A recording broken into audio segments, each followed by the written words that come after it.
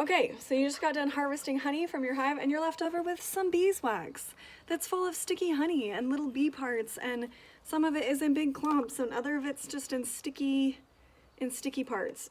I'm gonna show you how to melt this down and turn it into a brick of beeswax. Okay, step one, you're gonna take all your beeswax, you're gonna put it in a strainer, and you're gonna put lukewarm water through it and just clean it out. You wanna get the stickiness of the honey away, but you don't wanna melt the beeswax, so it's important that you do like a lukewarm temperature. Not too hot and not too cold. So it should look nice and white and fluffy like this, kind of like a sawdust meets cookie dough. Okay, so I have this pot here. After we are done making the beeswax, everything is covered in wax and it gets so annoying to clean. So what I do is I go to a thrift store and I get one of these pots for like, this one I got for $1, and I make sure they're really deep so it's further for the wax to jump out and like land on the countertops or anything, because it's a mess. And then after I'm done, I just chuck it because I don't care about it. So I've taken this pot, I got it boiling. I'm about a third of the way full of water, and I'm slowly just gonna start adding my beeswax. Okay, so you want this to be boiling. You want it to be pretty hot. And then you're just gonna take the wax and just start dumping it in. Now, in this wax, you're gonna have all kinds of things. You're gonna have like sticks. There's gonna still be traces of honey. You're gonna have bits of bees, like dead bees are in here. All of that is heavier than the beeswax, and the beeswax is a little bit buoyant. So as this melts, it's really cool because all that grime and guck goes to the bottom and the wax goes to the top, you'll see. But for now, we're just slowly dumping it in. And the slower you go, the less messy it is. Just go slow. Okay, one thing I get this question all the time is you have white wax and then you have like your darker wax, and what's the difference between these colors? Nothing. This is beeswax that's like freshly made. It's newer, so it's got a lighter color to it.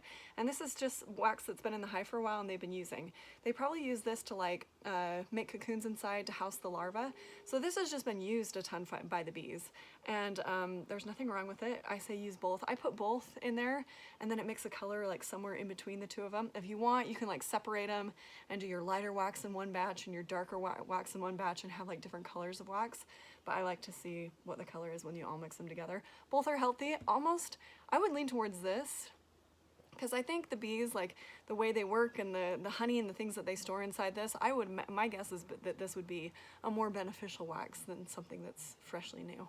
But throw them both in. It's gonna take a while for it to melt down. You're here for a long time, not for a good time.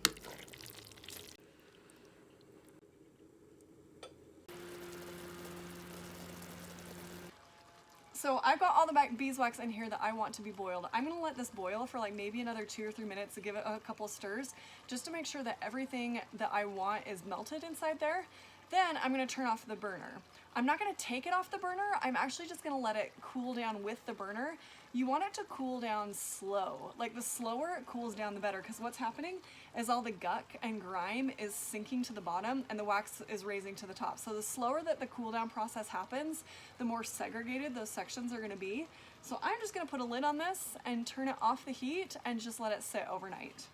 Also, are you smelling this? Because this smell is unlike anything I've ever smelled before.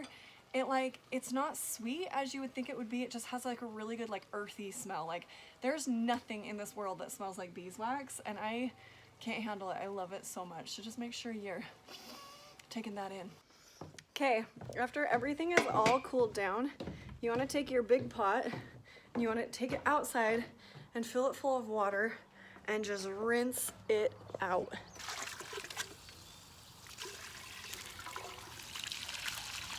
All this guck, all these cocoons are gonna be washing out.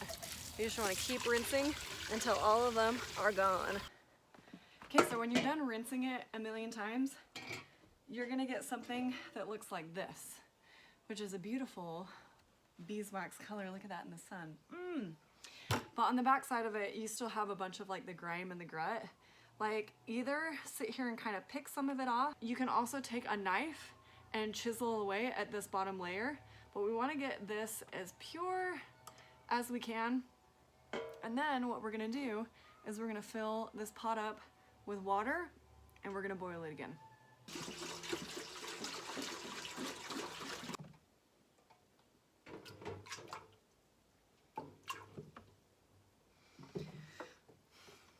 Now at this point, there's gonna be a lot less guck in here because you got it all out with the first melt.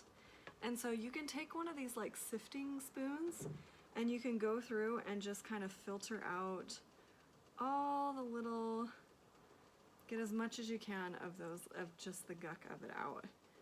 And this melt should be a lot more pure. And when you feel like it is all boiled and you've gotten what you can out, once again, you're just gonna turn off the heat and let it all cool down real slow because you want the gunk to sink and the wax to rise, and the best way to do that is just to let it cool down real slow. So I'm just gonna take it off the heat. It's like boiling right now. I'm just gonna take it off the heat and just leave it alone and come back tomorrow. It smells really good. Okay, I'm back, day 3. Now, you don't have to take 3 days to boil down your beeswax.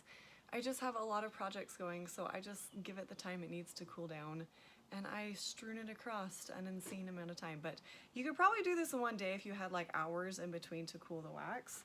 But check this out. So after it's cooled down a second time, look at this big, beautiful brick of pure beeswax.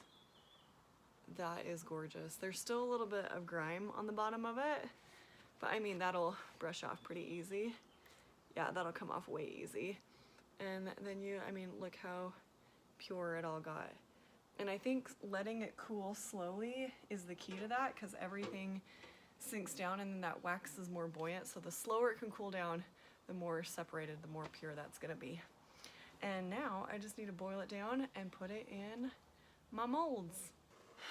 Okay, this is the final melt. As you can see, I scraped off the back, so the back's all clean now. So I just have a beautiful, clean wheel of beeswax. Isn't that gorgeous? That color in the sun. So I'm gonna melt this down, and I'm gonna put it inside here. I mean, you don't have to melt this down. You can start using this and do whatever you want with it. But I like to melt it down and put it in here. These are little bricks that say beeswax, and they're malleable. So after you fill them up and after they cool down, you can pop them right out. I got them on Amazon, and the reason I put them in there is because it's exactly 1 pound. And so if you're selling beeswax and you want to sell like exactly 1 pound, that makes it a lot easier. Now, if I melt the beeswax just straight up in a pot, it's gonna burn. You never want to put it right onto the burner. You want like a double boiler. You want to have a little bit of a barrier with water. So I just went to Walmart and got this for $3. I like to buy things because the wax gets all over it and it's impossible to clean up, and I just like to toss it when I'm done. So I get this thing. I'm gonna break up the beeswax, put it in here, set it in the water, let them all melt down, and then just pour it into my molds. Easy enough, right?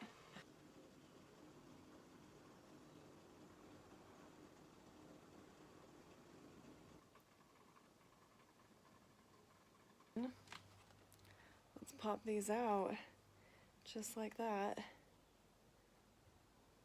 Oh, that is gorgeous. Oh my heck. So there you are.